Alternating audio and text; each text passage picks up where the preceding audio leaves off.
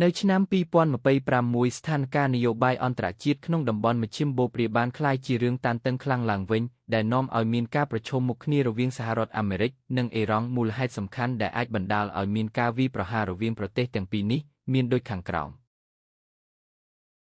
ជាមូលដ្ឋានដំបូងគឺបញ្ហាអាវុធនុយក្លេអ៊ែរសហរដ្ឋអាមេរិកនិងសម្ព័ន្ធមិត្តព្រួយបារម្ភថាអ៊ីរ៉ង់អាចកំពុងអភិវឌ្ឍកម្មវិធីនុយក្លេអ៊ែរដើម្បីផលិតអាវុធទោះបីអ៊ីរ៉ង់អះអាងថាកម្មវិធីនេះមានគោលបំណងសន្តិភាពក៏ដោយក៏អាមេរិកមិនទុកចិត្តហើយមើលឃើញថាវាជាគ្រោះថ្នាក់ដល់សន្តិសុខពិភពលោក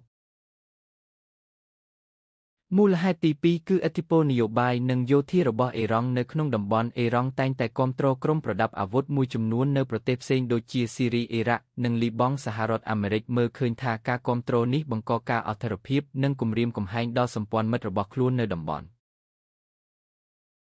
មូលហេតុទី3គឺការវាយប្រហារលើកងទ័ពឬផលប្រយោជន៍អាមេរិកប្រសិនបើមានហេតុការណ៍ណាមួយដែលកងកម្លាំងអាមេរិកឬមូលដ្ឋានយោធាត្រូវបានវាយប្រហារដោយក្រុមដែលមានការគាំទ្រពីអ៊ីរ៉ង់នោះអាមេរិកអាចប្រើវាជាមូលហេតុសម្រាប់ការវាយទប់វិញមូលហេតុទី4គឺការប្រកួតប្រជែងអំណាចនិងឥទ្ធិពលក្នុងតំបន់មជ្ឈិមបូព៌ាសហរដ្ឋអាមេរិកចង់រក្សាឥទ្ធិពលរបស់ខ្លួនខណៈដែលអ៊ីរ៉ង់កំពុងព្យាយាមពង្រីកអំណាចការប្រកួតប្រជែងនេះធ្វើឲ្យមានភាពតានតឹងជាបន្តបន្ទាប់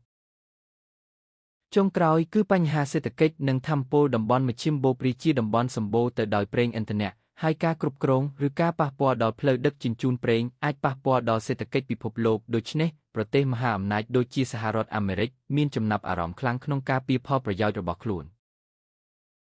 សរុបមកមូលហេតុដែលនាំឲ្យមានការវាយប្រហាររវាងសហរដ្ឋអាមេរិកនិងអ៊ីរ៉ង់មិនមែនមានតែមួយទេប៉ុន្តែជាការរួមបញ្ចូលគ្នានៃបញ្ហានយោបាយសន្តិសុខយោធានិងសេដ្ឋកិច្ចស្ថានភាពនេះបង្ហាញថាទំនាក់ទំនងអន្តរជាតិអាចមានភាពស្មុគស្មាញនិងអាចបង្កវិបត្តិធ្ងន់ធ្ងរបានប្រសិនបើគ្មានការដោះស្រាយតាមវិធីសន្តិភាព